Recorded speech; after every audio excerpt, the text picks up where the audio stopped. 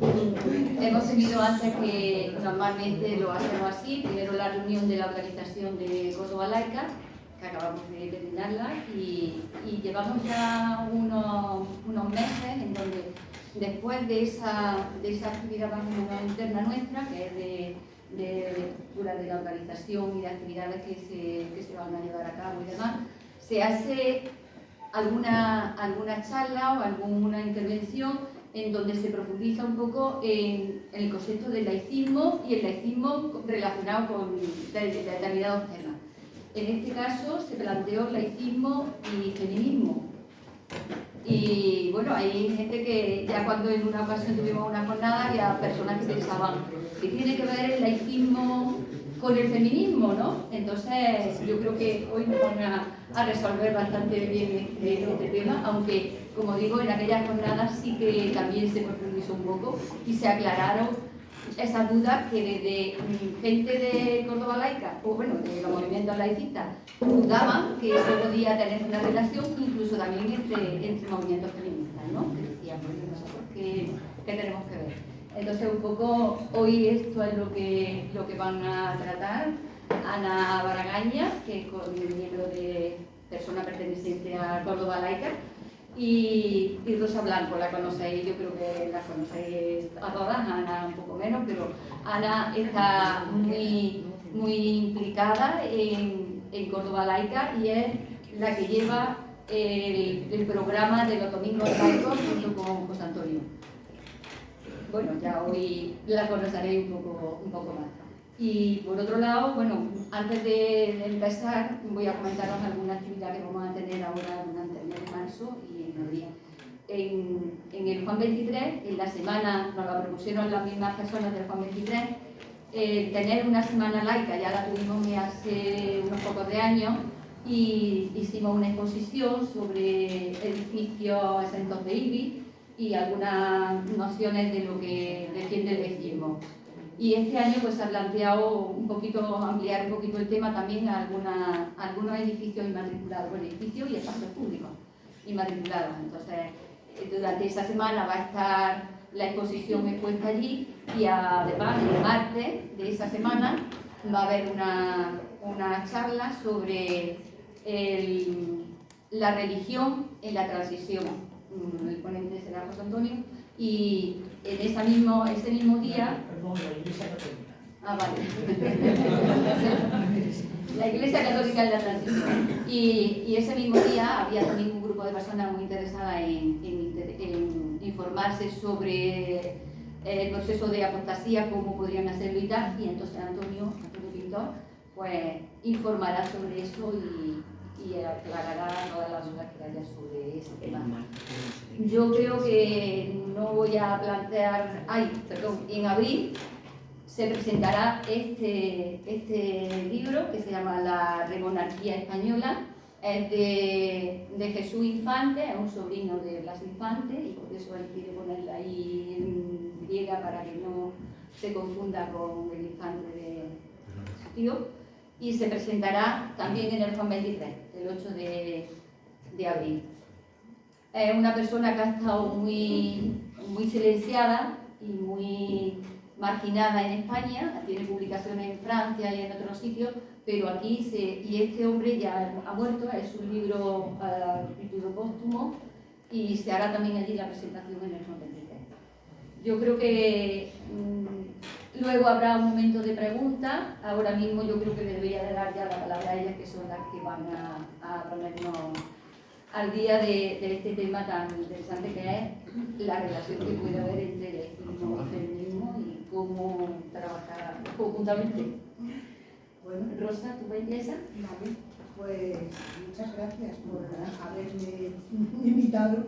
Yo estoy aquí, bueno, soy miembro también de Córdoba Laica, también formo parte, aunque realmente no estoy milito en la Asamblea Feminista Hierbabuena y también la plataforma por la Renta Básica Universal, ¿no?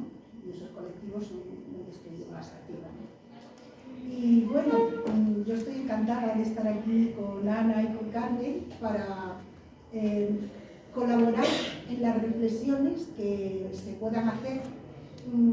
En nuestro caso, o lo que yo voy a plantear realmente es fruto del trabajo que hemos ido haciendo en Hierbabuena a lo largo de todos estos años, ¿no?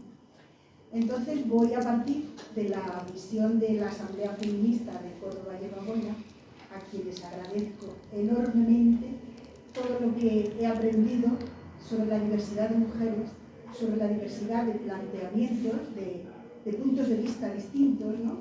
Y la complejidad que tiene el mundo de hoy, ¿no? En el que estamos viviendo, ¿no?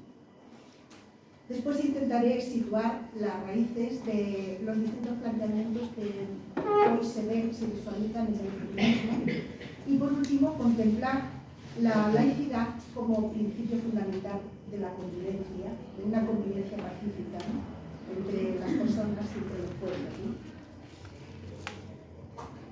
Bueno, pues alrededor de 50 años lleva interviniendo Hierbabuena en la sociedad cordobesa como Asamblea de Mujeres o como Asamblea Feminista, que nos llamamos ahora, Asamblea Feminista de Córdoba Hierbabuena.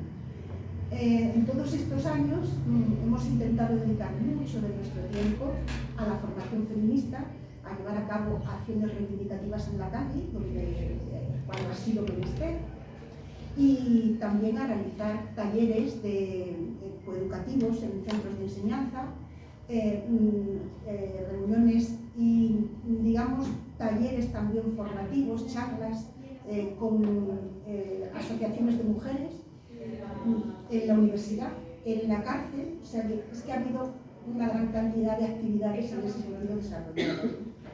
El proceso de acción, reflexión, ¿no?, que hemos llevado a cabo a raíz de cada una de las actividades que se han realizado, y los resultados que hemos visto, ¿no?, donde hemos valorado más fundamentalmente son los procesos, esos procesos que están ido haciendo, ¿no?, de carácter colectivo. Y eso nos ha dado una visión más amplia del feminismo. Hoy nosotras apostamos por un feminismo integrador, diverso y plural, al que llamamos transfeminismo. Nos preocupa la lucha feminista contra la desigualdad de género en todos los ámbitos de la vida, pero también las luchas de las personas trans, las de los colectivos LGTBI+, las reivindicaciones de las trabajadoras sexuales, las migrantes racializadas, las mujeres desprotegidas económicamente o con trabajos precarios, y todas aquellas personas que se encuentran en situación irregular o en situaciones marginales por su identidad sexual, de género, clase, etnia, cultura, etc. Nosotras trabajamos con la finalidad de contribuir lo que podemos al cambio social y hacer frente común contra el sistema institucional, patriarcal, capitalista, colonial y devastador del medio ambiente. Queremos ayudar a construir una sociedad que anteponga el buen vivir de todas las mujeres y de todas las personas en su diversidad sexual, teniendo en cuenta que también hay que tener en cuenta las necesidades medioambientales. Hay que vivir de acuerdo al momento que nos toca en este momento, cuidando el planeta, ¿no? Rechazamos este sistema patriarcal que ha establecido la división sexual del trabajo, las clases sociales, las religiones, etc., como instrumentos de división, jerarquización y exclusión de las mujeres y de todas las personas percibidas como mujeres, generando privilegios para los hombres.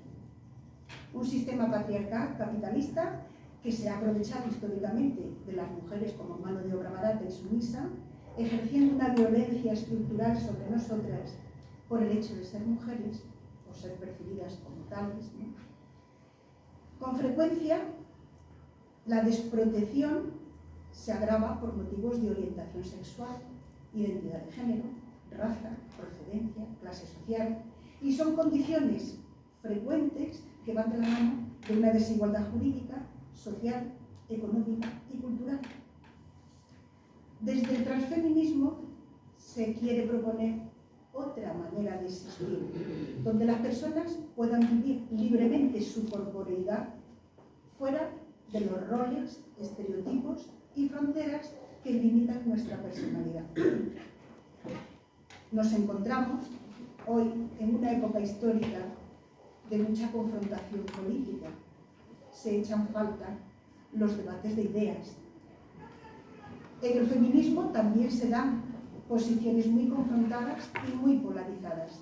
Se habla además de feminismos, porque las posturas ideológicas parecen irreconciliables. ¿Dónde se sitúan entonces las controversias feministas? ¿Puede hablarse de un feminismo único? ¿Puede el feminismo excluir a las mujeres trans en base exclusivamente a su genitalidad? ¿Están los hombres y los colectivos LGTBIQ+ excluidos de la lucha feminista? ¿Cómo abordar la prostitución, la trata, el trabajo sexual, la gestación subrogada, la violencia sexual? Todos estos son temas que hoy están en el ambiente. Por supuesto, yo no puedo plantear una solución a cada uno de ellos. Es más, pienso que esto es el debate que hay hoy en la sociedad actual y que lo que hace falta es un diálogo abierto, ¿no? Pero esto es lo que está haciendo una división grande en el feminismo. Las lógicas identitarias están en la base de muchos de estos enfrentamientos y tratan de delimitar claramente las fronteras entre el sujeto político del feminismo y otros sujetos políticos. Nosotras nos preguntamos, ¿se puede establecer una alianza con todos los colectivos y personas que intentan liberarse de la opresión desde un punto de vista interseccional bajo el paraguas del feminismo? Quiero resaltar 3 hechos de nuestro pasado reciente en el feminismo que suponen un punto de inflexión para situarnos en el presente de hoy. En primer lugar, la huelga del 8M de 2018. Ahí, madres, abuelas y nietas marcharon juntas. Es el triunfo del feminismo popular. La consigna más repetida era: si paramos nosotras, se para el mundo. Y ahí se reivindicaban, entre otras muchas cosas, porque ahí se reivindicó todo, se le dio un vuelco a todas las vivencias de las personas que nos hemos sentido oprimidas, ¿no?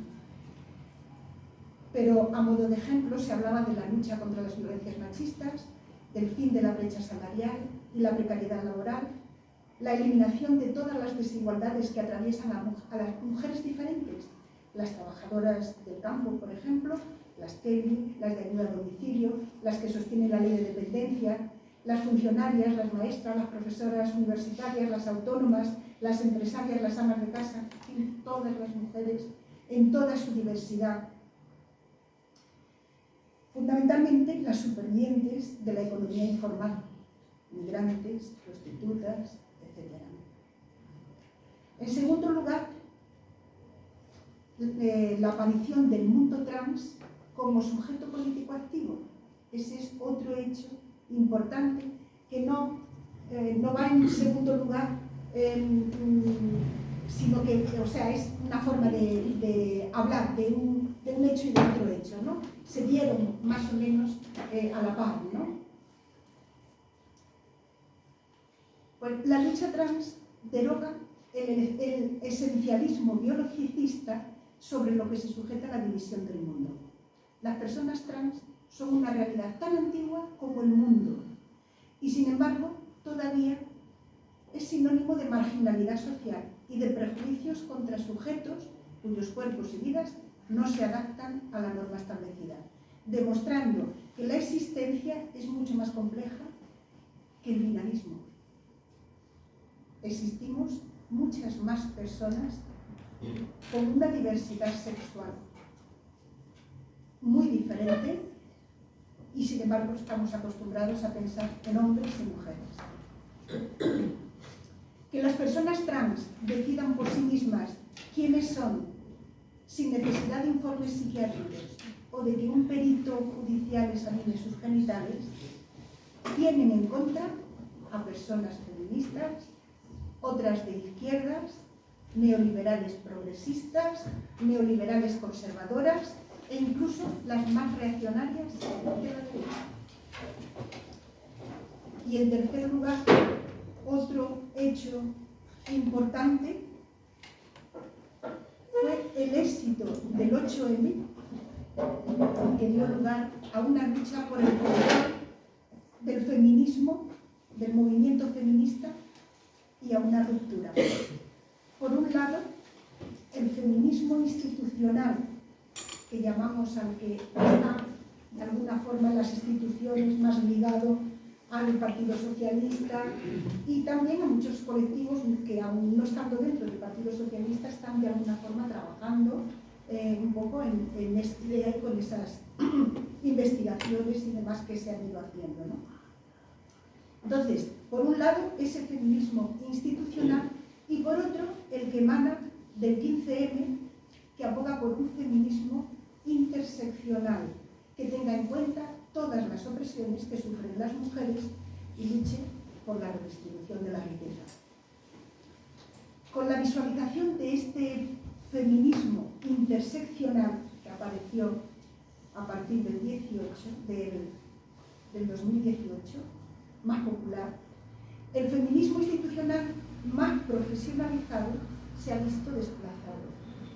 Los temas de discordancia entre ambas posiciones son muchas veces lo que ellas dicen las teorías queer, que según ellas están detrás de la ley trans para legislar sobre la autodeterminación del género y el borrado de las mujeres como sujeto jurídico, y también sobre la prostitución, la maternidad subrogada, el proselitismo. Frente a la guerra desencadenada por la extrema derecha y el ambiente agresivo de las redes sociales, el feminismo no ha podido sustraerse a este clima de violencia y plantear una cultura política unitaria alternativa. Sin embargo, nosotras pensamos que todos los debates, estudios e investigaciones generados en torno a las universidades y en las instituciones del Estado, así como las aportaciones del transfeminismo surgido desde la reivindicación interseccional, son necesarios. Ambas visiones son necesarias para la transformación social.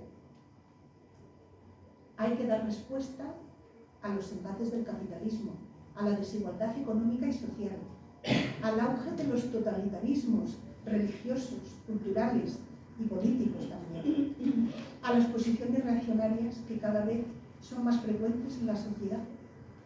Miremos lo que ha hecho el Ayuntamiento de Córdoba con las ayudas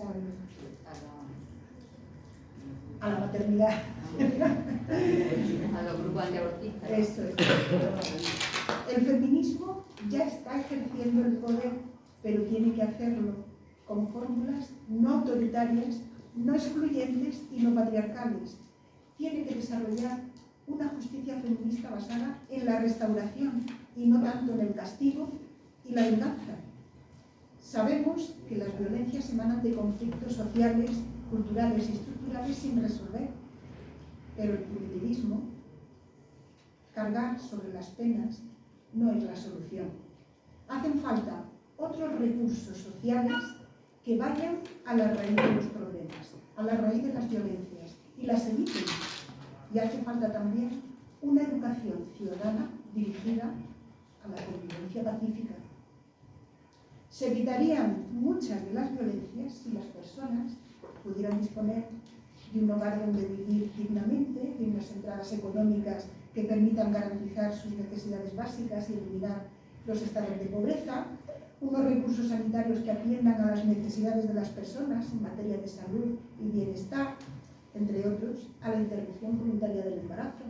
Una mujer de Murcia no tiene por qué desplazarse a Madrid para poder hacer uso de ese derecho que tiene a la libre. Lo mismo con las transiciones de género, solamente 4 comunidades autónomas tienen los recursos necesarios para poder hacer esas transiciones, ¿no? de género, los derechos sexuales y reproductivos, etc. Haría falta una educación pública coeducadora, científica y laica, que reconozca la aportación de las mujeres al desarrollo humano y ponga al servicio del alumnado las herramientas formativas necesarias para su desarrollo integral como persona, entre otras medidas, con una educación afectivo-sexual en todos los tramos de la educación obligatoria. La falta de recursos, de formación y de información genera violencia, y la forma en la que se aborda por el Estado español la violencia con frecuencia genera también el resurgimiento de viejas moralinas y el recorte de libertades. ¿Es inmoral en sí mismo sentir deseos en nuestro cuerpo o hacérselo sentir a otras personas? ¿Por qué no disponemos todavía de una educación afectivo-sexual en todos los tramos del sistema educativo? ¿Cómo desarrollar un pensamiento crítico para que sean las personas las que libremente decidan con respecto a sus prácticas sexuales, basadas siempre en la elección, el acuerdo y el consentimiento? ¿No habría que ampliar horizontes en torno a los imaginarios y roles tradicionales de la sexualidad? ¿De qué se trata entonces? Se trata de eliminar barreras, de buscar el placer y eliminar la violencia. Se trata de liberar nuestros deseos, pensamientos y actitudes respecto a los dogmas establecidos en las culturas religiosas, políticas o étnicas. Se trata de salir del escenario de vivir el sexo como peligro, violencia y daño. Se trata de desarrollar políticas sociales que favorezcan la libertad y la igualdad, fuera del patrón victimista adjudicado a las mujeres. El feminismo no puede estar al lado de la reacción, no puede cortar las alas al pensamiento, al deseo, a la investigación, al análisis, a la discusión. No puede imponer un discurso hegemónico porque sería causante de la marginalidad y la exclusión de muchos otros que disienten. La pluralidad es fuente de riqueza y diversidad como la naturaleza misma. Por tanto, reivindicamos la laicidad, como lo dice Europa Laica, Córdoba Laica, como un régimen social de convivencia cuyas instituciones políticas están legitimadas por la soberanía popular y no por elementos religiosos o convicciones particulares. Entendemos también que hay que diferenciar entre el espacio público y el espacio privado, donde cada persona es como es, resultado de lo que percibe, vive y siente a través de su identidad, de su cuerpo, de su mente, de sus emociones y de su existencia social. Como la persona no puede prescindir de ninguno de estos 5 centros energéticos que componen su ser, ha de caminar relacionándose con ellos en el ámbito público y en el privado, siempre sobre la base del respeto y el acuerdo. Y esto exige garantizar la libertad de conciencia.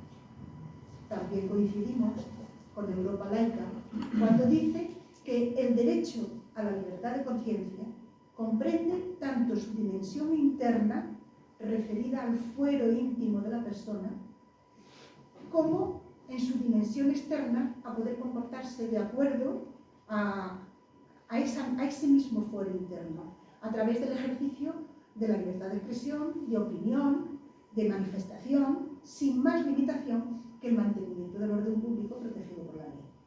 Por ello, reivindicamos la separación Iglesia-Estado. Las creencias deben pasar al espacio privado y en el público tomar como referencia los derechos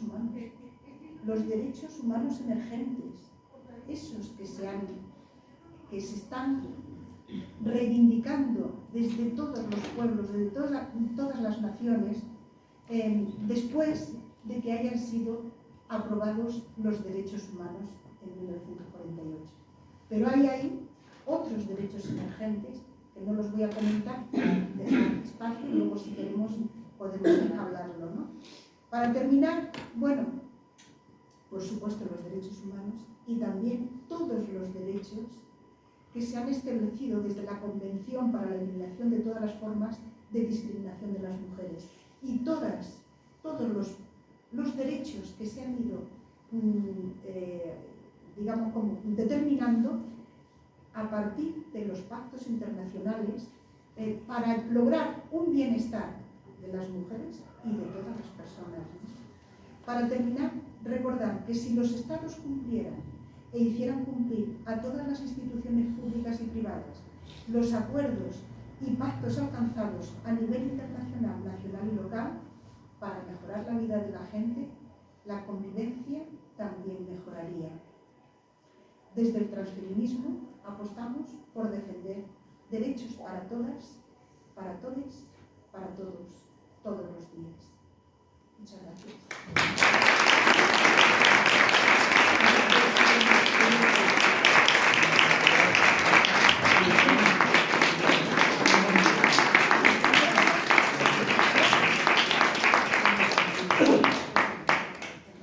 Ana nos va a hablar sobre el laicismo. Sí, yo, relacionado con el enfoque feminismo. del laicismo. Bueno, si algo nos interesa lo que voy a desarrollar, yo me he basado sobre todo en el último libro de Tamayo, Pederastia, Pecados sin penitencia, así que parece que no tiene que ver, pero cuando veamos la masculinidad sagrada, yo creo que ya veréis que sí. Y luego hay un artículo que se publicó en laicismo.org de Andrés Carmona, que se titula Laicismo, marxismo y feminismo, libertad de conciencia o liberación de la conciencia, que a mí me parece esclarecedor y muy bueno. Entonces, antes de, como he bebido de ello, pues para no pisar el doctor y eso, pues nada, más que nada mencionaros que si queréis, ahí podéis ahondar más. Bueno, este 8 de marzo en las manifestaciones ha habido muchos compañeros y compañeras de laicistas que llevaban una pancarta que ponía laicismo es feminismo. Y yo creo que en eso la mayor, bueno, podemos estar de acuerdo, prácticamente todos nos podemos poner todas detrás de esa pancarta, ¿no? ¿Por qué? Porque al final el laicismo defiende la igualdad de todas las personas, es decir, es una igualdad, como si dijéramos, más global, más general, y el feminismo es una particularidad de esa igualdad, es la de la mujer con respecto al hombre. Claro, si tú defiendes la igualdad de todas las personas, ¿cómo no vas a ver? Incluye el feminismo. En ese sentido, lo incluye. Pero, ¿le podemos dar la vuelta al cartel? Podemos decir, feminismo es laicismo. Pues la verdad que lamentablemente, en muchísimos casos, no podemos afirmar que eso es bidireccional. Claro, ¿por qué no podemos afirmarlo? Pues porque a pesar, o sea, a mí me resulta increíble que haya feministas que no sean laicistas, porque claro, el laicismo, como bien ha comentado Rosa también, uno de sus principales pilares es separar la Iglesia-Estado. Entonces, teniendo en cuenta el maltrato, cómo ha maltratado las diferentes religiones a la mujer. Espera, un momento que me he perdido. Sí, y como está llena de dogmas misóginos las religiones, pues al final dices, pero bueno, las feministas ¿cómo no son más laicistas? Por ejemplo, Kate Miller ya dijo, o sea, el patriarcado tiene a Dios de su lado. O sea, tenemos que darnos cuenta que las religiones son uno de los grandes bastiones del heteropatriarcado. Hay una pensadora estadounidense, Mary Daly, que dio un paso adicional, ¿no? Y dijo, si Dios es varón, ¿por qué decimos que Dios es varón? Daos cuenta que Dios lo representamos siempre como un hombre. Y sus representantes son también hombres. Entonces, de ahí ella parte, ¿no? Si Dios es varón, luego colige, el varón es Dios. Bueno, claro, si yo antes no he defendido la bidireccionalidad, ahora sí, ¿no? Porque te conviene. No, realmente, quizá no es que el varón sea Dios, pero sí que tenemos que darnos cuenta que las religiones elevan la masculinidad a sagrada. O sea, excluyen a la mujer de todo lo sagrado y le quitan del centro de decisión de todas las decisiones importantes de la comunidad religiosa. Entonces, la masculinidad sagrada da un gran poder al varón, porque legitima cualquier acto del representante de Dios, por muy perverso que sea. El poder, la masculinidad sagrada, es un poder creciente.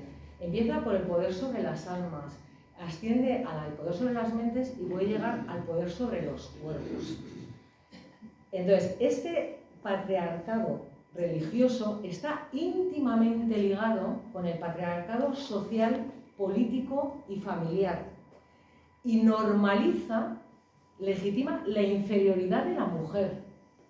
Partimos de esa parte. Entonces, claro, yo, a pesar de esto, pues por eso no entiendo cómo el feminismo no tiene una mayor conciencia de lo importante que es el laicismo, y más aún incomprensible me resulta que igual aquí alguno de los presentes me puede dar luz sobre el fanatismo religioso que se da en algunas mujeres, porque no podemos olvidar que las que mutilan genitalmente son las mujeres de la familia a sus preadolescentes. O sea, yo no sé si es por lo de la fe del converso o qué, igual alguien aquí ha desarrollado más el por qué se da ese fanatismo religioso a veces en el género femenino, pero a mí, de luego, sí me interesaría mucho que lo dijese. Bueno, hay un intento de despatriar, para mí, un poco ingenuo, de despatriarcalizar las religiones, y entonces surgen feminismos confesionales. El feminismo islámico, mejor que Walid Saleh, con su increíble libro Feminismo, Islam, Ecuación Imposible, no os lo voy a definir yo. Pero él ahí describe muy bien las incoherencias en las que cae el feminismo islámico, y la verdad que os lo recomiendo. Para hablar de un feminismo confesional que conocemos más, pues vamos a basarnos un poco en el feminismo católico, ¿no? Hace como 10 días, no sé si visteis en el telediario, que había un montón de mujeres católicas manifestándose, clamando por la igualdad, ¿no?, de la mujer respecto al hombre en el seno de la Iglesia. Bueno, pues la verdad que la llevan bastante clarinete, en general. Para entendernos, no sé si sabéis que la Congregación para la Doctrina de la Fe, o sea, considera un delito grave y punible a la altura de la pornografía infantil, de la apostasía, de la herejía y del cisma, el ordenar sacerdotes a mujeres. Es decir, está súper penalizado.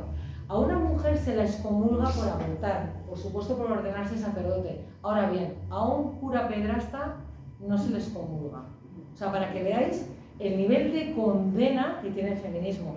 Y el Papa actual, que como jesuita con sus dimes y diretes, o sea, ya ha hecho unas últimas declaraciones que Europa Laica ha recopilado en su último comunicado del 8 de marzo, en el que el Papa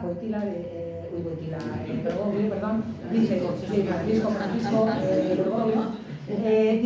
hoy el peligro más importante es la ideología del género.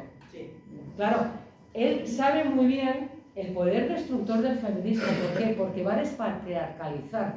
Entonces se les desmonta todo por esta íntima ligazón entre los patriarcados, tanto el sagrado, que ese es como intocable, con el social. Pero bueno, no solo yo creo que los feminismos confesionales divergen del laicismo. Hay otros feminismos que en la medida en que se acercan a los dogmatismos también se alejan del laicismo. El feminismo, mejor que vosotras no os lo voy a contar yo, seguro me dais 1000 vueltas a las aquí presentes. Ya sabéis que, bueno, tenemos al principio un feminismo de la igualdad que sí que tenía una base ilustrada y laica, que en ese sentido ahí había mucha hilazón con el laicismo, porque al final estamos hablando de defender la igualdad, la autonomía moral, la libertad de conciencia, el derecho de voto, pues al final ahí había muchas cosas en común. Pero claro, luego van surgiendo otros feminismos, el feminismo de la diferencia, los culturalistas, y ahora el feminismo Andrés Carmona, él ha traducido como mainstream en este artículo. Para no utilizar un anglicismo, se podría utilizar la palabra dominante. Tú igual las llamas institucional. Yo creo que al final el dominante o institucional, ¿vale?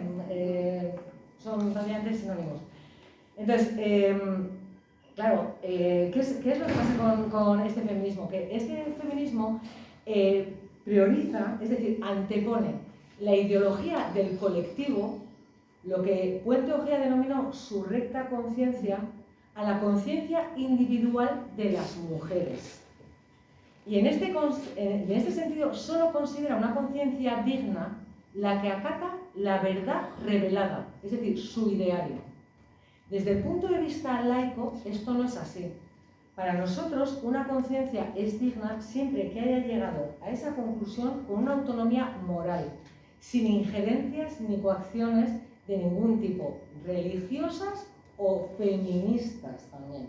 O sea, si hay una autonomía moral, para nosotros es digna la conciencia.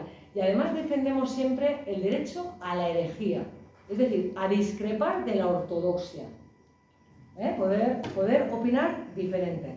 Entonces, para no perderme aquí en esta, de qué está hablando, son entelequias, tal, vamos a poner 4 ejemplos concretos en los que yo creo que se ve claro cómo diverge el enfoque laicista del enfoque de este laicismo institucional. Yo voy a hablar de la autodeterminación de género por la voluntad libremente expresada, sería un caso. La prostitución voluntaria sería otro, la gestación subrogada voluntaria sería otro, pornografía voluntaria otro, voluntario. Incido en la voluntariedad. Vamos a ver, si aquí no hay voluntariedad, estamos hablando de algo deleznable y no hay debate. Tampoco, por favor, caigamos en demagogia, porque cuando hablamos de trabajo sexual o prostitución voluntaria, no estamos hablando ni de trata ni de explotación sexual, que son delitos contra los que todas estamos absolutamente en contra. Entonces, por favor, que no mezclemos las cosas. Bueno, desde un punto de vista laicista, si una mujer con autonomía moral, es decir, sin injerencias ni tutelajes de ningún tipo, llega a la conclusión de que quiere ser prostituta, quiere ser actriz porno, se quiere cambiar de sexo o quiere prestarse a una gestación subrogada, pues para nosotros es lícito. Pero en cambio, para el feminismo institucional o dominante, esto no es así, porque ellos consideran que las mujeres no han podido elegir libremente. ¿Por qué? Porque están alienadas por el patriarcado imperante. Entonces, no pueden decidir bien. Por eso hay que liberarlas a sí mismas, incluso de su conciencia. Y hay que establecer, hay que imponer el prohibicionismo. Hay que prohibirles ciertas prácticas, porque ellas no pueden decidir bien. Y es entonces cuando las buenas feministas se erigen en una especie de iluminadas que nos van a guiar a restantes. Ellas son las que tienen la verdad y las disidentes somos desde malas feministas hasta malas madres o todo lo que se les ocurra. Os lo digo porque yo he sufrido ya ataques variopintos. Voy a ir centrándome un poquito más. Lo que pasa es que no me quiero repetir porque Rosa, por ejemplo, ha incidido ya en lo de la autodeterminación de género por la voluntad libremente expresada. Evidentemente, yo considero que ese es un tema de conciencia y además de la más íntima que hay. Yo he escuchado y leído declaraciones de algunas feministas, de estas del feminismo dominante, ¿no?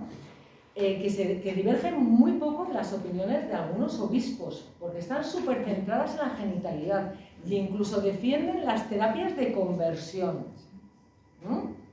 Es decir, como si fuera una enfermedad que se pueda tratar. Tampoco hay un aspecto que no entiendo bien, que si hay alguien en la sala que lo entiende, pues ojalá que me lo explique, porque yo, por ejemplo, no entiendo a los hombres que se sienten atacados cuando se hacen conquistas en los derechos de igualdad de las mujeres, ¿no?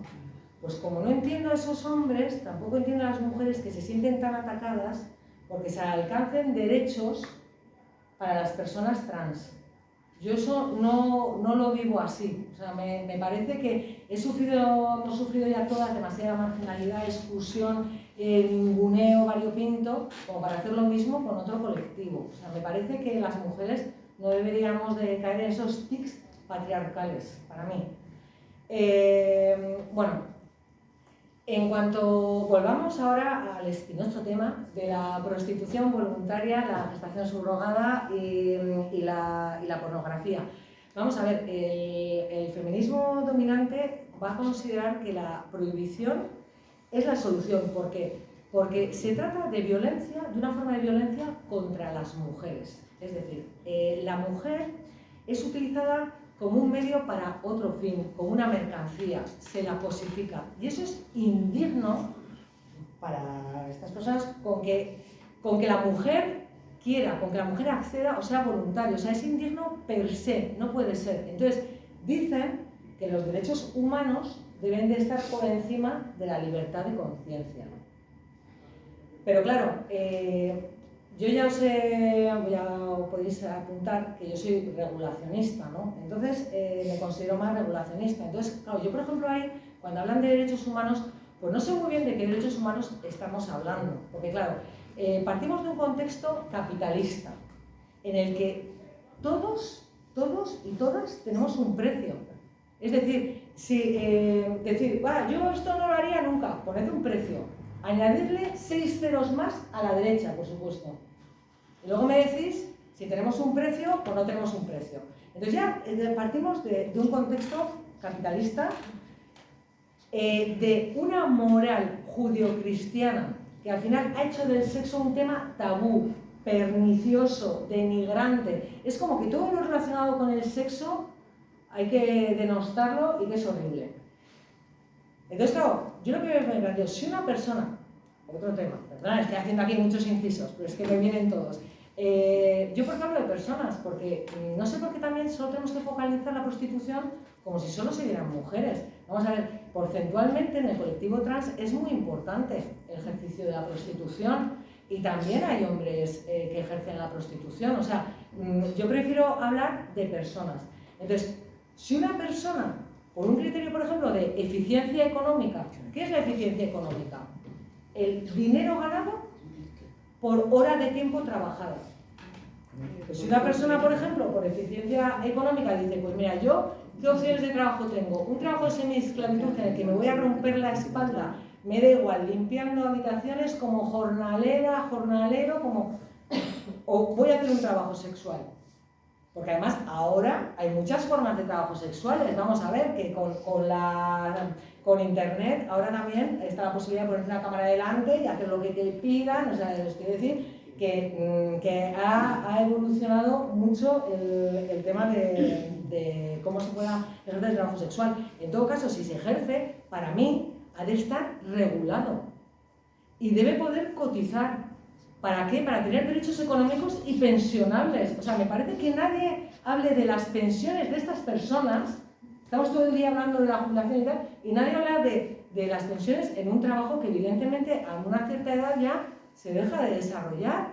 Entonces, a mí me parece que desde luego, si existe, ha de estar regulado. ¿Por qué? Porque la experiencia, yo creo que a las regulacionistas nos da la razón. ¿Por qué os digo esto? La ley seca. ¿La ley seca a quién favorecía? ¿Al delincuente o a la persona honrada? Tenemos dos paradigmas, Nueva Zelanda y Suecia.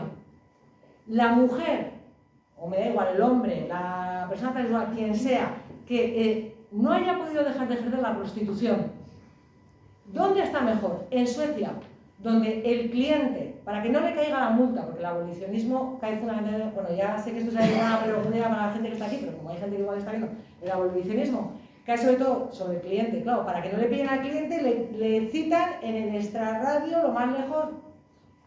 ¿Qué seguridad tiene esa persona? En cambio, en Nueva Zelanda, que se permiten pisos cooperativas, pues donde tú estás trabajando en la habitación de las demás compañeras, hay una unión, donde se están pudiendo cotizar.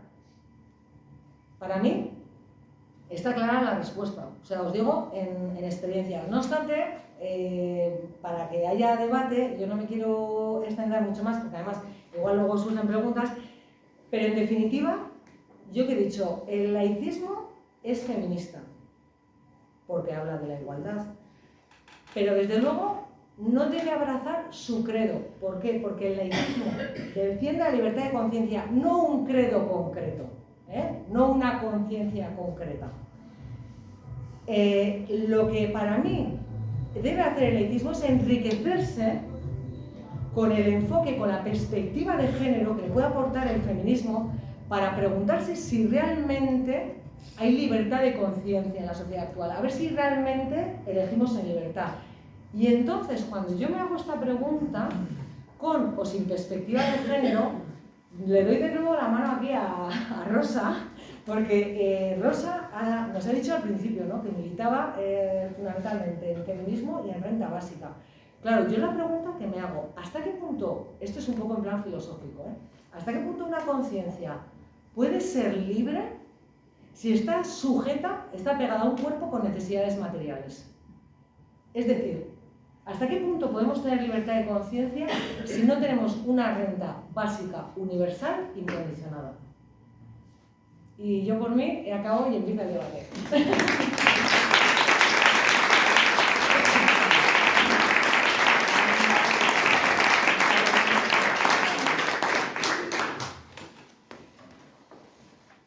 ¿Hay palabras para preguntar? Para preguntar o O para intervenir, decidir. Normalmente el planteamiento es una exposición y debate. El debate puede ser pregunta o puede ser intervención de la persona que está hablando. Solamente una aclaración a lo que ha indicado Ana. En Nueva Zelanda lo que hay es despenalización, que es por lo que optan las prostitutas sin presiones y que libremente deciden ejercer la prostitución. Despenalización, porque la regulación, que es lo de Suecia, aparte de con un problema, trae prostitución de primera y de segunda. Los que están de lujo pues pueden cumplir las normas que el Estado pone y los que no pues siguen haciendo la misma historia. Esto, Muy buena aclaración. y luego, sobre el tema de los trans, es un tema muy complicado, por lo cual no voy a entrar porque es muy complejo, pero hay una cosa que sí quiero dejar sobre la mesa.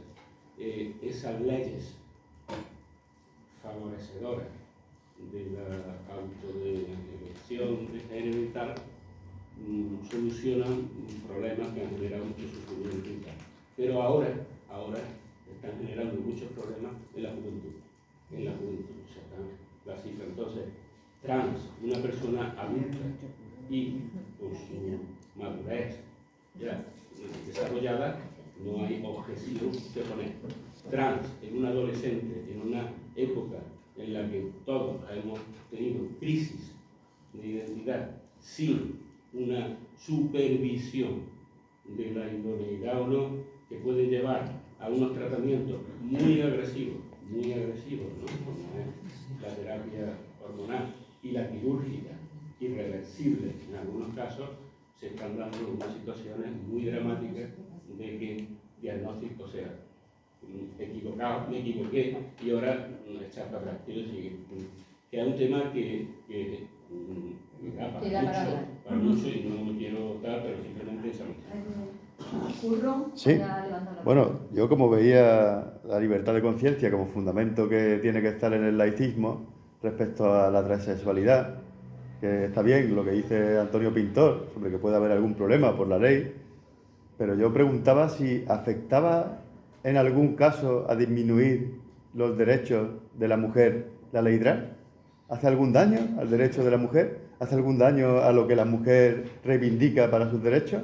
Porque si fuera el caso, yo pensaría que podrían estar en contra.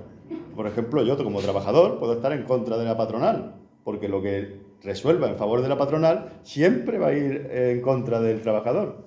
Pero en el caso de la ley trans, ¿qué enfatiza o qué desordena en el regulamiento legal que pueda tener cualquier mujer? Pregunta. ¿Rafi Sí. o...? Bueno, lo que... O hace Rafi, interviene. Yo un poco porque también quiero apoyar lo que tú has dicho, la entrada que tú has dicho, y me siento totalmente aludida, porque nosotros somos 300 familias, somos todos transformando, aquí hay parte también de madres, de chicas y chicos trans, y nosotros estamos pues, en el entorno de Córdoba, provincia y fuera, ya te digo, unas 300 familias de padres y madres de chicos y chicas trans. Entonces, por parte yo quería intervenir, pero ya que también ha dicho el caballero eso, pues ya también intervengo más todavía, no es que no sé cuál es su nombre. Pero por lo que tú has dicho, has tocado 3 temas muy importantes sobre el tema de la prostitución. Pues uno de ellos es el tema trans, evidentemente, y sí que hay un puntito de diferencia con respecto a los demás, y es que la transexualidad, en nuestra experiencia, y llevamos bastante, no es un tema de voluntad. La persona trans no elige hoy soy un niño o tengo genitales y soy mujer o soy hombre. No es un tema de voluntad. Es un tema que está, son, están, ser, derechos, son, derecho a ser. Lo que es de voluntad es ese tránsito, es decir, voy a transitar, en este caso, mi expresión de género va a cambiar, esa es una decisión, eso sí que es verdad. Hay quien no se atreven, porque no hay apoyo de los padres fundamentalmente, hay quien se atreve, apoyados también por nosotras, y esa es la voluntad.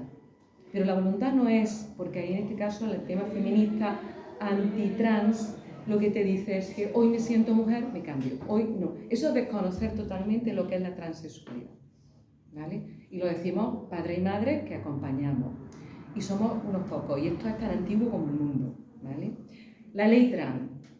La ley trans, como decía, y lo pongo a decir mi querida Archie Carmen Calvo, que decía que era un colaero. No, mira, la ley trans,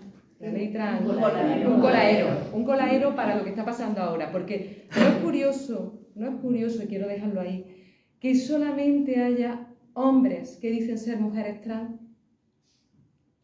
que ahora mismo en el registro civil de Córdoba, de 20 personas que llevamos trans, que han cambiado, 11 son, entre comillas, que ya está aprobado por la Real Academia Española, machirulo. No hay todavía ninguna mujer, entre comillas, que diga que es hombre, y que no se va a cambiar el nombre, que me llamo Josefa o María o Rafaela. Ni una. Fijaros hasta qué punto el feminismo también ahí, la desigualdad está en las mujeres trans. Entonces, ¿qué ocurre? Si volvemos otra vez a tener supervisión en la ley trans, volvemos otra vez a no tener autodeterminación. Otra vez no tienen libertad ni derecho de ser. Volvemos a tener revisión otra vez de psiquiatras. ¿Son enfermos? Un juez te dice si eres o no eres. Otra cosa importante, la hormonación es voluntaria. Tenemos aquí en Andalucía uno de los mejores protocolos hospitalarios y además de atención primaria para los chicos y chicas trans. Están totalmente acompañados, tanto por profesionales como por sus padres. No es obligatorio, por supuesto, el tema psicológico, porque yo creo que los que muchas veces tenemos que pasar por los psicólogos somos los padres, no a ellos, que ellos sí saben quiénes son. Lo que necesitas es el apoyo, como cualquier niño o niña o adolescente. Eso por otro lado. Entonces, ¿la hormonación es reversible? Sí. Y no es obligatoria, ¿vale? Las operaciones no son obligatorias. Quien quiera la lleva a cabo, quien no. Mi hija en este caso, voluntariamente con 21 años, estaba con una disforia tremenda y ella dijo que ella necesitaba ese cambio y yo la acompañé. Hay quien no lo necesita y se respeta, pero volvemos a lo mismo. Una cosa es que los hombres en este caso hayan y no entiendan el espíritu de la ley, que es simplemente el derecho a ser, voluntariamente, es yo voy y por un acto administrativo donde nadie me tiene que decir nada así, soy apto o no soy apto para ser mujer, hombre, cambio. Ahora, que como todas las leyes son susceptibles de fraude, sí, pero ¿por qué siempre son las leyes que están atendiendo a las mujeres las que son un colaero o son fraudulentas o es que son un objetivo de fraude? Pues sí, yo me acuerdo con violencia de género. Mujeres con denuncias falsas, sí. Bueno, sí, claro, sí, claro que sí. Y que vamos a ir a por ese fraude de ley, pero no vamos a quitar la ley, no vamos a decir que la ley es inútil. Todas las leyes son susceptibles de fraude, todas. Y por supuesto la ley trans y está ocurriendo. Pero si volvemos otra vez a meter supervisiones en la ley trans, entonces la autodeterminación de género, la libertad de ser, ¿dónde está? Volvemos otra vez hacia atrás. Lo que tenemos que perseguir es el fraude de ley que están, en este caso se están aprovechando. Porque tenemos privilegios las mujeres, ahora tenemos privilegios. No lo sabía yo que teníamos privilegios, que ya, en fin. Entonces, quería un poco dar la opinión, ¿vale?, de nuestro colectivo trans, ¿vale? Como padres y madres que estamos aquí y que, bueno, si queréis saber algo más sobre todo este tema, nosotros estamos dispuestos a aclarar cualquier duda sobre el tránsito a nivel sanitario, a nivel educativo y a nivel registro civil. Porque estamos con ellos a diario, bregando con ellos, y ellos necesitan ser. Y esta ley para ellos ha sido su conquista de derechos. Pensad que yo siempre le dije, y se lo dije precisamente a Carmen Calvo cuando estuve aquí, digo, tú, fíjate, las mujeres siempre hemos partido de -0, pero es que las mujeres trans parten de -10. O sea, tenemos que leer, yo como feminista peleo por mi derecho, pero mi hija es que está peleando simplemente por su condición de mujer. Sin eso es que no puede ir ni al siguiente paso que yo sí que puedo, como cisgénero, pero ella no. Entonces, no sé si Estoy un poco nerviosa, yo quería poner No, sobre la mesa.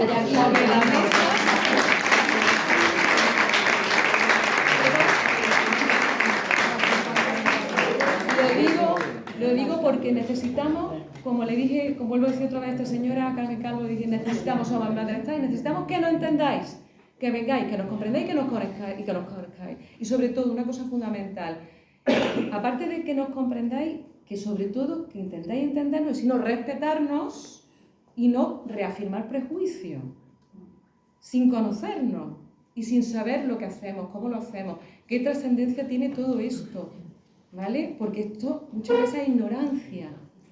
Y entonces necesitamos que vosotros nos conozcáis y estáis invitados, que además nos reunimos aquí en Rey Heredia, a todas transformando, para que un día que tengamos jornada de puertas abiertas, conozcáis a madres, padres, chicos y chicas trans, ¿vale? Y que sepáis que esto no es algo, mira, que no es una moda, porque yo creo que una moda no da sufrimiento, no da marginación, no da mutilación, no da asesinato, no da discriminación, ¿vale? Y las primeras, efectivamente, y las mujeres incluso presas, trans, violadas y muertas, y en fin, podemos contar muchas cosas, ¿no?, sobre eso. Así que lo dejo ahí puesto sobre la mesa y estamos aquí encantadas, tanto María Pía como madre de un chico trans y yo como madre de una chica trans, a lo que necesitéis, aquí estamos. Bueno, Y gracias.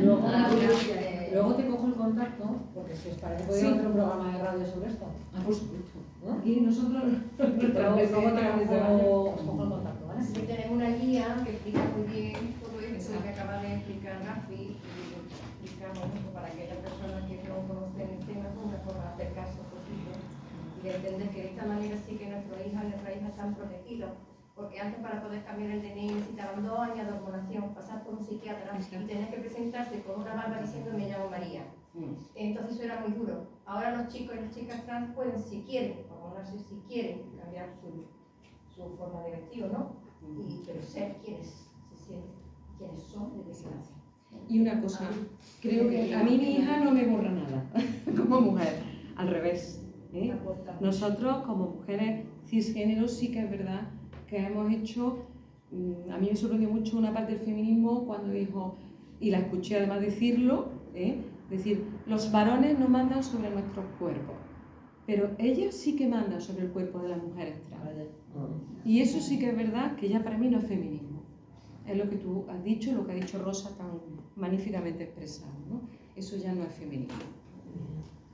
Aureliano. Sí, yo sobre este tema, yo estoy en la enseñanza en la universidad, estoy jubilado pero continúo. Y la primera experiencia que tuve fue una experiencia práctica, no desde el punto de vista de la reflexión teórica, porque fue hace años. Entonces, al comienzo del curso en psicopedagogía, estuve nombrando a los alumnos y alumnas que estaban en la clase y me vino un chico y entonces me dijo, soy tal. Y entonces me llamó la atención porque aparecía con su nombre de mujer. Y yo, ¿qué apareces aquí con nombre de mujer? Y dice, no, pero es que yo soy un chico transexual. Entonces dije, bueno, estupendo, no hay problema, vamos a continuar la clase, dime tu nombre y yo te voy a llamar por tu nombre, ¿no? Bien, esa fue. Y a partir de ahí, bueno, fue un proceso de reflexión y yo entendía en ese momento, todavía no había surgido la polémica y la introducción de la transexualidad en el campo del feminismo, que eso pertenecía al campo de los derechos humanos, que no era feminismo estrictamente, porque, bueno, se ha citado a Carmen Calvo, pero cuando se está hablando en el campo del feminismo, si la transexualidad se acoge dentro del feminismo, yo creo que hay un error. No, esto no es campo del feminismo, porque en este caso, este chico era un chico transexual, y entonces realmente se acogía a los derechos humanos. Y efectivamente, como vosotras bien decís, esto no es un hecho actual, sino que esto es un hecho histórico. Realmente la sociedad está avanzando. También lo digo porque yo escribo en una revista de Extremadura, que es mi tierra original, bueno, junto, y entonces allí un grupo feminista de Cáceres indicaba que, bueno, que la transexualidad no encajaba dentro del feminismo. En este caso yo indiqué que esos son derechos humanos, y como derechos humanos los tenemos que estar aceptando, que no tiene que ser un elemento divida al feminismo, sino que realmente es un elemento que afecta a la sociedad en su conjunto y a los derechos humanos en su conjunto. Y aceptamos tanto una chica transexual como un chico transexual. Es decir, hay que respetarlo porque eso cae dentro de derechos humanos. Y es la conciencia que yo tengo con respecto a eso. Y yo lo he defendido y lo he expresado en los artículos que voy escribiendo. Sencillamente quería indicaros esa posición. Rosa.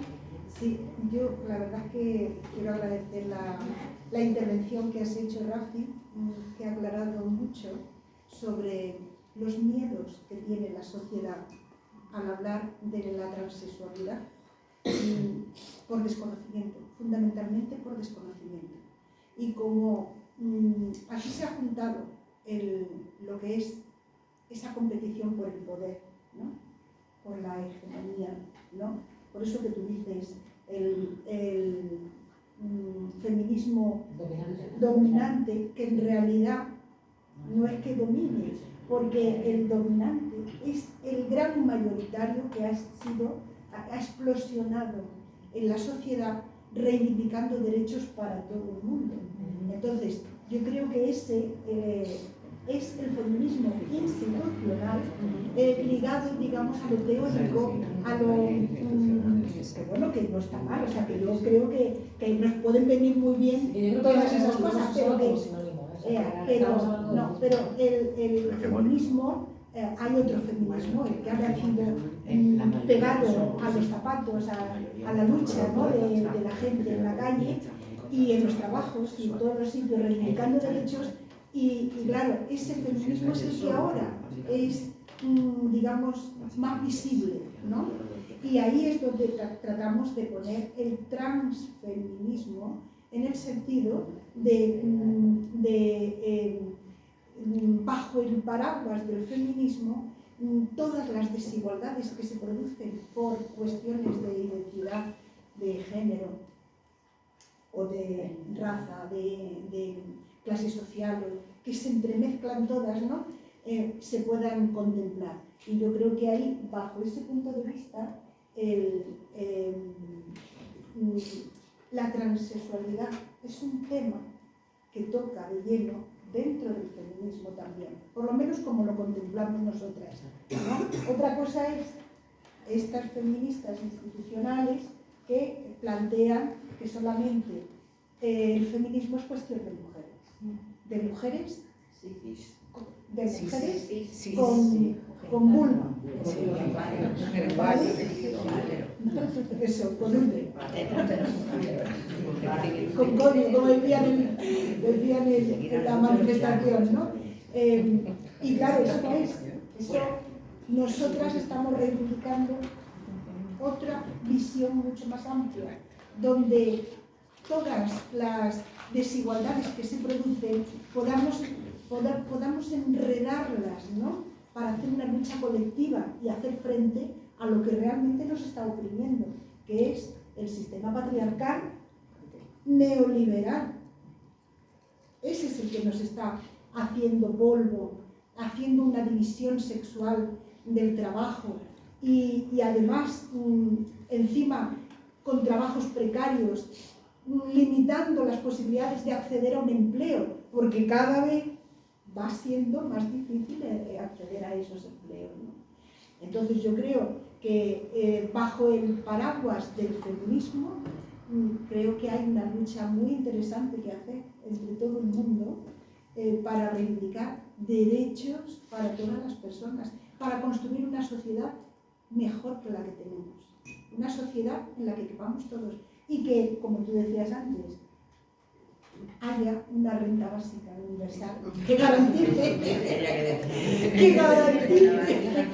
se cubren las necesidades básicas de toda la gente. Es que si eso ocurriera, fijaros cuánta gente dejaría de hacer trabajos que hoy hacen, porque son esclavos en el tema sexual, o porque son esclavos en el tema laboral, o porque no tienen ninguna posibilidad, ¿no? Entonces, yo creo que eso es una reivindicación que tenemos que tener presente. Hombre,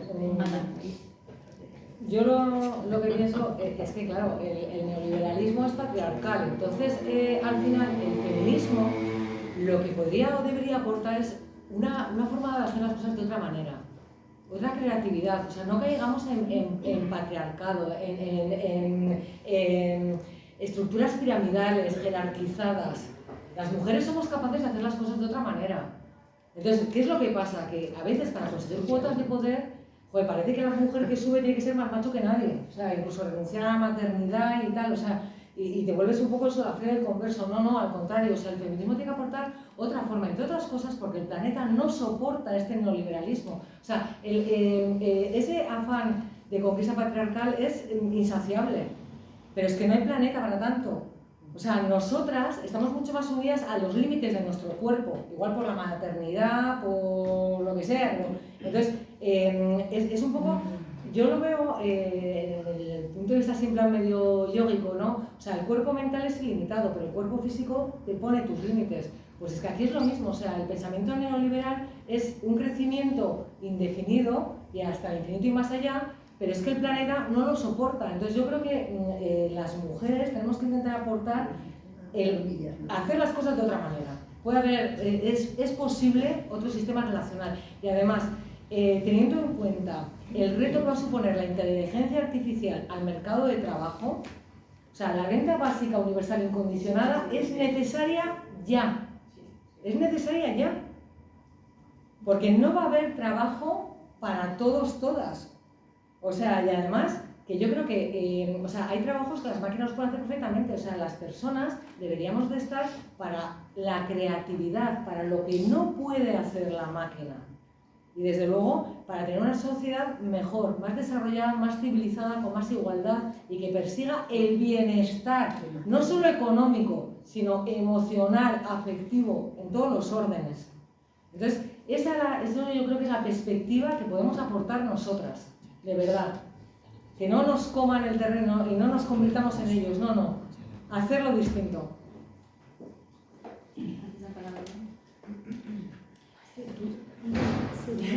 Yo sí quería también intervenir sobre el tema de la prostitución, ¿no?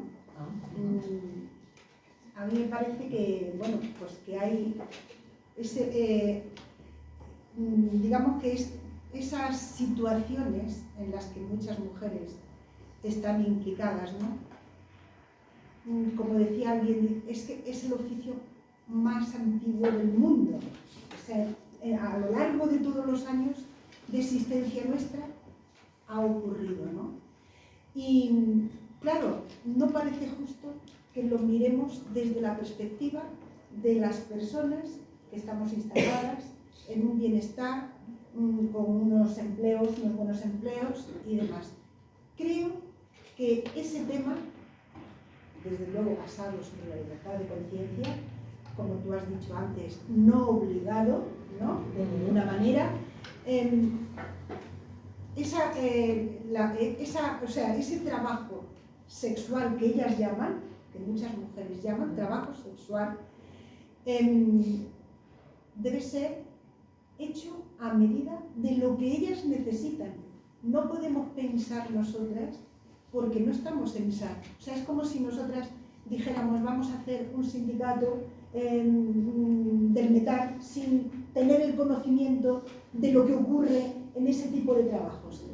Las mujeres que están haciendo trabajo sexual son las que tienen la palabra para decidir cómo quieren, qué necesidades tienen y qué situaciones son las que tendrían que tener derecho para vivir realmente con tranquilidad, y ahora y en el futuro, con su pensión cuando haga falta, ¿no? Yo creo que ahí hay ya unos caminos andados, las mujeres que están haciendo unos sindicatos, y digamos que ese camino es el que hay que apoyar en ese sentido. Nosotras creo que no podemos decir más, ¿no? Elvira. Bueno, yo incidiendo en lo que tú estabas planteando ahora de la prostitución y también enganchando lo que Rafi nos ha dicho, ¿no? Se trata de ser, se trata de mi capacidad de decidir, se trata de mis derechos humanos como persona. Entonces, cuando hablamos de las personas que se dedican al trabajo sexual, y es verdad que nosotras nos interesamos más por las mujeres que se dedican al trabajo sexual, que los hombres ya tendrán también los que se dediquen a eso, sus propias reivindicaciones, y ya se las verán con ellas. Lo que sí tenemos que tener muy claro es que olvidamos, o sea, cuando nosotras, por ejemplo, en la ley del solo sí es sí, se ha puesto en el centro el consentimiento, y ya parece que con el consentimiento hemos solucionado todos los problemas que la sexualidad acarrea a las mujeres, porque realmente, tal como se concibe ahora, parece que todas las mujeres, ante nuestra propia sexualidad, corremos un peligro tremendo. Y el consentimiento iba a solucionarlo. Y es importante.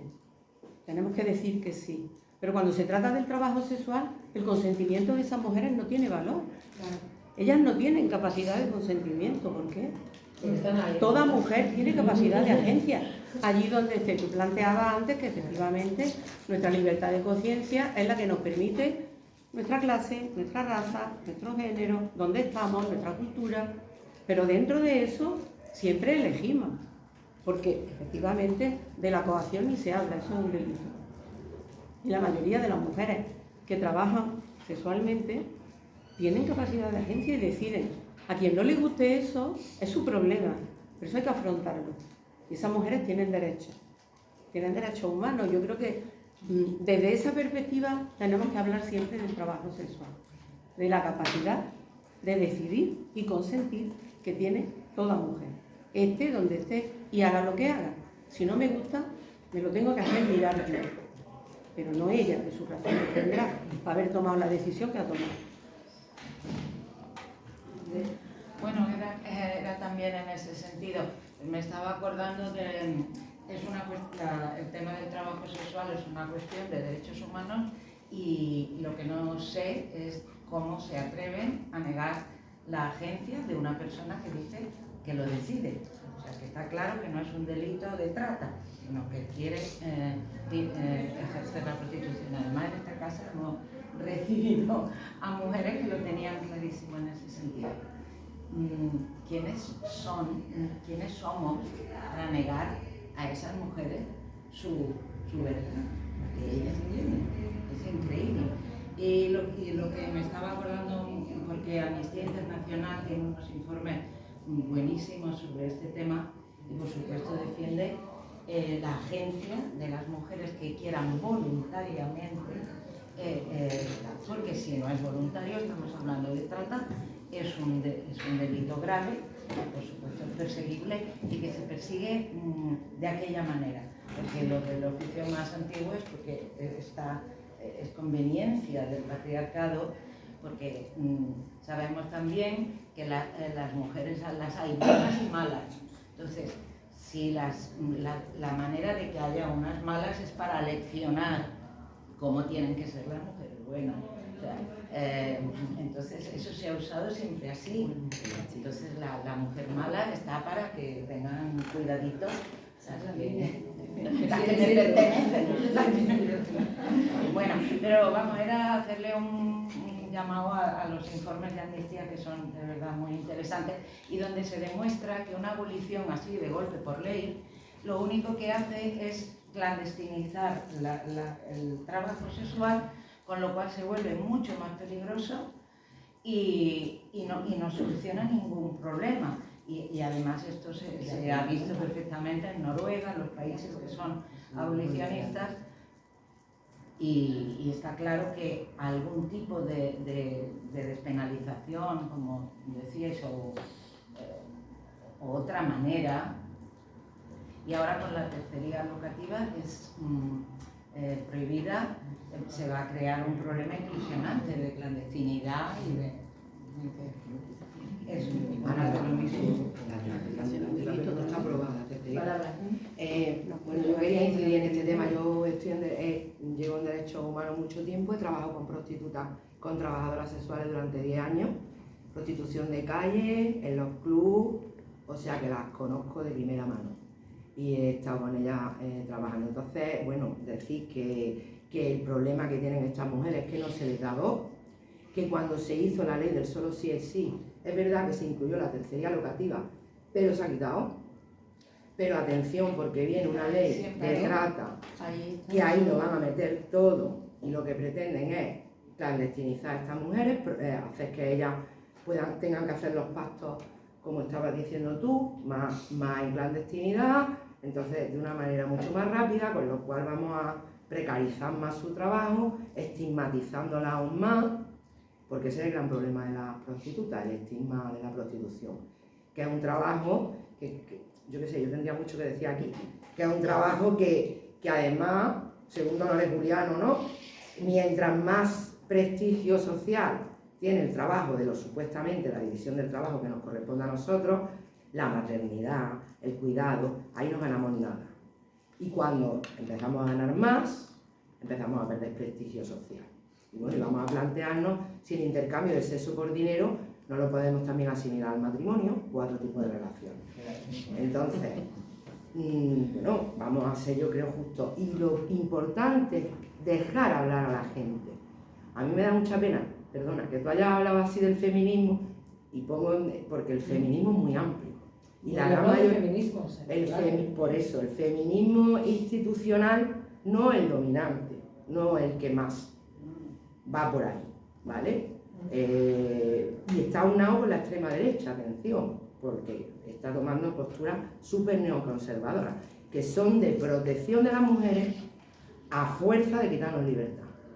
Nos van a proteger a base de quitarnos la libertad, ¿vale? Como el solo sí es sí, también hay mucho que hablar. Yo prefiero el no al solo sí es sí, porque a ver si vamos a tener que tener las mujeres la necesidad de decir y llevar pensado al acto sexual todo lo que queremos hacer y además decirlo claramente, porque si no nos van a violentar. Coño, vamos a dejar al deseo y a la grisura de la vida y al placer, y no como peligro, y no como violencia, sino a nuestro placer. Vamos a dejar a las mujeres respirar y vamos a dejarnos de hacernos responsables ya de todo, hasta de lo que vamos a hacer en la cama, y dejarlo por escrito si hace falta, ¿no? O sea que ahí hay una bola de cosas que se interrelacionan, que es muy interesante. La palabra de salida tiene mucho. Nos queda un cuarto de hora. Si alguien quiere hablar. Sí, yo estoy como se ha sacado el tema este de la prostitución, del trabajo sexual, me hace pensar que estamos evolucionando como en tantas otras cosas.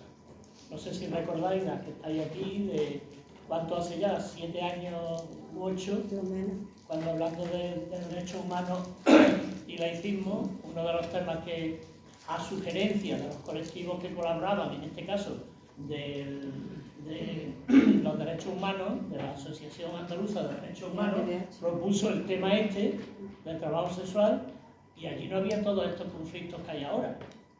Es curioso, o sea, hay una involución también en eso.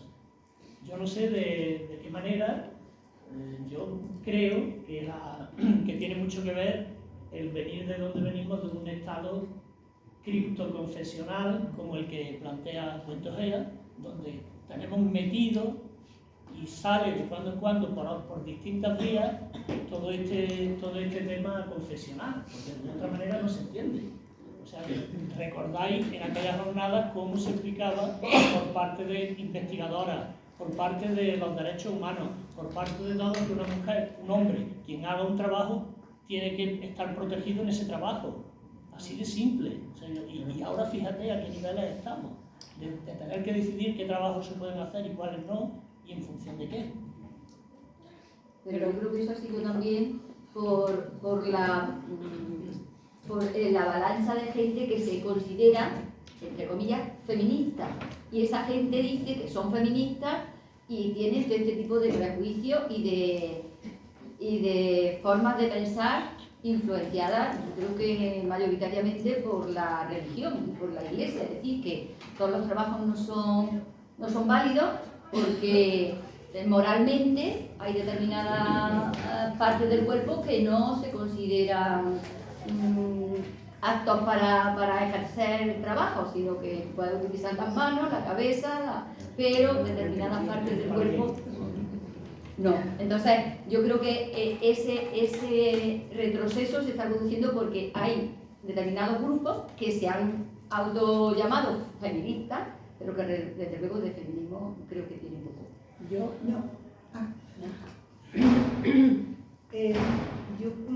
había comentado antes que se estaba produciendo, digamos, como un recorte de libertades que se está produciendo en función de esas moralinas que se están creando en grupos que no son tan definidos como cristianos, ¿no? Como por ejemplo, ahí yo comentaba que la base de todo este sistema que se ha alineado, ¿no?, en contra del mundo trans y demás, pues ahí hay la gente de extrema derecha, pero también hay gente de izquierdas, también hay gente del feminismo y también hay gente de neoliberales conservadores y progresistas. O sea, que es una amalgama tremenda que yo creo que toda esa gente, salvo unos cuantos, no son de práctica religiosa, de práctica cristiana, católica, por ejemplo, ¿no? Pero sí es verdad que a lo mejor en el trasfondo hay una moral judeocristiana que realmente no nos hemos liberado de ella fácilmente, ¿no? Entonces sigue estando ahí, pero no atañe solamente a las feministas, es que ahí atañe a las personas en general y hablamos de esta dinámica, porque acordaros de Lidia Falcón, por ejemplo, una persona de toda la vida en el Partido Comunista y bueno, defendiendo a las mujeres y demás, y las posiciones que llegó a tener con Vox, ¿no? Sí. O sea que yo creo que hay una involución tremenda y que eso lo tenemos que tener en claro para establecer las alianzas oportunas. Antes comentabas tú lo de los libros. Mirad, nosotras también hemos estado discutiendo mucho en Hierbabuena sobre estos libros que han sido fundamentales para nosotras para ver un poco la complejidad del mundo de hoy, ¿no? Este es el de Cuando el Estado es violento, de Marta Cabezas Fernández y Ana Martín Pérez, ¿no? Donde podemos visualizar claramente todas las violencias que ejerce el Estado a través de sus leyes, a través de las dinámicas que plantea, ¿no? Unas veces por omisión y otras veces por ejecución, o sea que y aquí está muy bien. Y luego otro libro que también nos ha gustado muchísimo, que es el de las alianzas rebeldes, ¿no? Alianzas rebeldes, y que es el que este sí lo presentamos ahí, sí. Y bueno, pues también a mí, por ejemplo, es uno de los libros que me invita a pensar en positivo hacia el futuro, en el sentido de decir, bueno, hay unas luchas determinadas que es otro hándicap, ¿no? Que aparecen las luchas como muy focalizadas, muy encorsetadas, los trans su lucha, las feministas la suya, los gays la suya. En realidad son elementos, o sea, mecanismos de opresión que se ejercen sobre las personas. Y eso nos ha ayudado el feminismo a verlo con las mujeres y a verlo con todos los colectivos.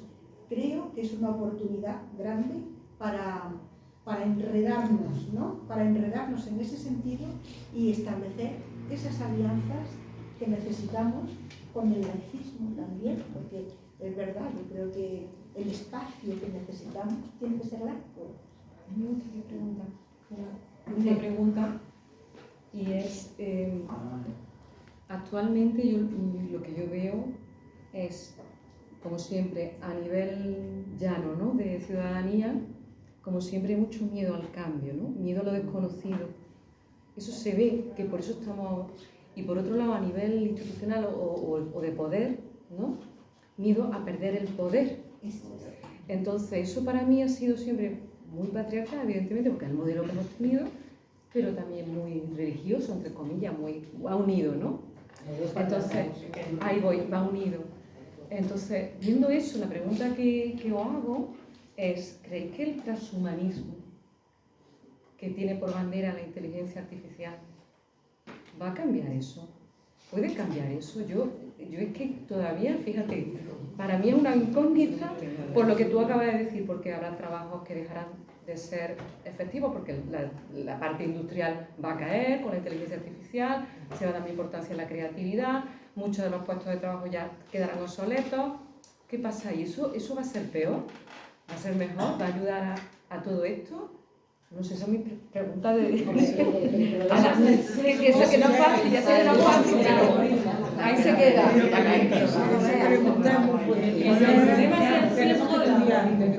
Que ya se ha demostrado que hay excepciones. Porque precisamente como se nutre de la realidad, y vivimos una realidad bastante misógina, homófoba, neoliberal y reaccionaria en muchos aspectos, pues claro, ¿qué es lo que pasa? Que la inteligencia artificial de eso se nutre. Es que al final todavía no crea. Se basa en hechos constatados. Entonces damos cuenta que si partimos de unos paradigmas así de atrofiados, pues claro, es que ya partimos mal. Evidentemente se irá enderezando, pero que en los estudios que hay sesgo en el algoritmo, está demostrado. Es que partimos de que cambiamos nosotras esta, o la inteligencia artificial nos cambia la vida, ¿no? O sea, tenemos que ser más listas que la inteligencia artificial.